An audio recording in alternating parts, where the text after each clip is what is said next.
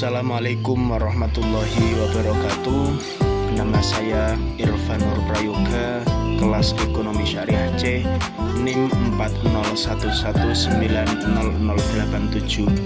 Pada kesempatan kali ini saya akan melanjutkan video sebelumnya, yaitu tentang dasar-dasar metodologi penelitian. Pada kali ini saya akan menjelaskan tentang 3 hal. Yang pertama yaitu adalah tentang desain penelitian kuantitatif, yang mana penelitian kuantitatif sendiri yaitu adalah penelitian atau pencarian ilmu pengetahuan yang menggunakan data yang digunakan untuk mencari dalam mencari penelitian kuantitatif ini adalah data berupa angka, yang mana data tersebut dianalisis untuk mencari suatu ilmu pengetahuan yang dituju. Itu adalah penelitian kuantitatif. Untuk prosedur dari penelitian kuantitatif ini ada beberapa. Yang pertama yaitu adalah mengidentifikasi masalah. Jadi sebelum kita memulai dalam penelitian, kita harus menemukan masalah apa yang akan kita teliti, seperti itu. Kemudian yaitu merujuk teori. Jadi teori apa yang kita gunakan untuk melakukan penelitian, jadi teori yang sudah ada. Kemudian mengemukakan hipotesis, yaitu atau mengemukakan pendapat kita tentang sesuatu tersebut, seperti itu. Kemudian setelah itu semua, maka kita yang harus dilakukan adalah mengumpulkan data guna penelitian kita.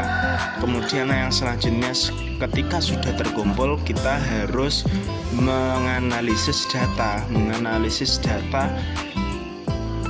yang kita sudah peroleh tadi. Nah, proses yang terakhir yaitu adalah menyimpulkan data yang kita peroleh dan analisis kita tadi, seperti itu. Kemudian desain penelitian kuantitatif ini ada beberapa contohnya saja, yaitu yang pertama adalah desain penelitian deskriptif dan juga desain penelitian survei ada, dan juga banyak yang lainnya. Itu adalah sebagian kecil dari jenis-jenis penelitian kuantitatif.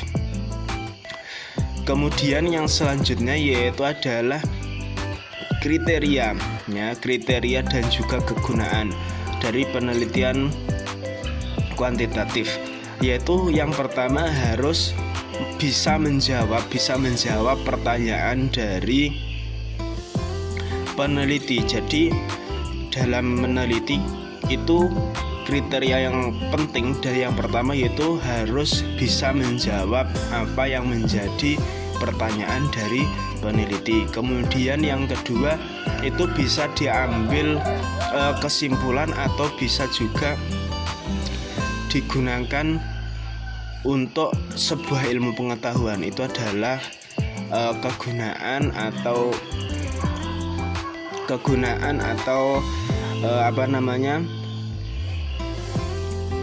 kegunaan penelitian kuantitatif. Yang selanjutnya yaitu adalah validitas internal dan juga validitas eksternal.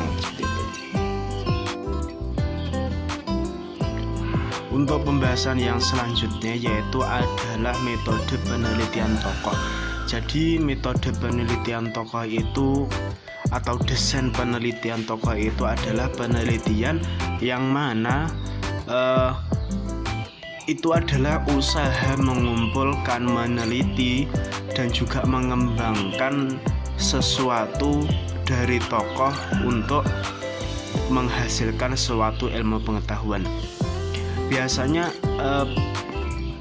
penelitian tokoh ini, desain penelitian tokoh itu yang teliti adalah orang-orang yang berpengaruh atau orang-orang yang bersejarah, ya kan? Bersejarah pada masanya itu adalah penelitian tokoh yang mana tokoh tersebut memberikan tauladan kepada generasi muda seperti itu. Nah, dalam penelitian tokoh ini ada dua cara penelitian, yaitu dengan cara kualitatif dan juga cara kuantitatif, yang mana yang lebih banyak yaitu adalah menggunakan penelitian kualitatif. Dari penelitian kualitatif dalam penelitian tokoh ini dapat memberikan deskripsi tentang tokoh yang kita tuju tersebut, baik menggunakan tulisan atau lisan. Nah, seperti itu. Kemudian manfaat dari penelitian tokoh ini yang pertama yaitu adalah dari penelitian yang kita teliti itu tadi hasilnya itu bisa bermanfaat bagi pengembangan ilmu pengetahuan di masa sekarang atau di masa datang. Nah, itu adalah manfaat yang pertama dari desain penelitian tokoh. Yang kedua yaitu adalah dari hasil yang kita peroleh tadi itu dapat memenuhi keinginan atau hajat dari seseorang. Nah, jadi manfaat dari penelitian tokoh itu, desain penelitian tokoh itu ada dua tersebut. Pembahasan yang ketiga atau yang terakhir dalam video ini yaitu adalah plagiarisme. Yaitu adalah mengumpulkan atau menghadirkan atau juga bisa juga menulis, ya kan, menulis sesuatu yang mana sesuatu tersebut dari orang lain, ya, dari orang lain, kemudian tidak mencantumkan atau menuliskan sumbernya. Itu adalah plagiarisme. Nah, plagiarisme di sini biasanya dikonotasikan hanya melanggar etika. Jadi tidak sampai melanggar hukum. Nah, berarti kalau melakukan plagiarisme itu melanggar kode etik. Berarti itu tidak baik, tidak sampai pada melanggar hukum. Nah, kemudian jenis dari plagiarisme itu ada banyak. Contohnya saja ada plagiarisme verbatim, kemudian ada plagiarisme parafrase, kemudian plagiarisme kain perca, ada juga plagiarisme kata kunci, yaitu atau juga bisa disebut frasa kunci, ya kan, dan ada plagiarisme gagasan pokok. Nah, itu. Kemudian efeknya atau buruknya dari plagiarisme ini ada juga beberapa, contohnya yaitu adalah menghambat kreativitas, kemudian menyuburkan sifat malas karena tidak mencari sendiri, itu kan, kemudian itu tadi memperburuk kode etik, kemudian bisa tersandung kasus hukum juga, dan masih banyak lagi. Itu adalah efek atau dampak buruk plagiarisme. Nah, mungkin itu yang bisa saya sampaikan pada kesempatan kali ini. Bila ada kurang lebihnya, saya mohon maaf. Akhiran, assalamualaikum warahmatullahi wabarakatuh.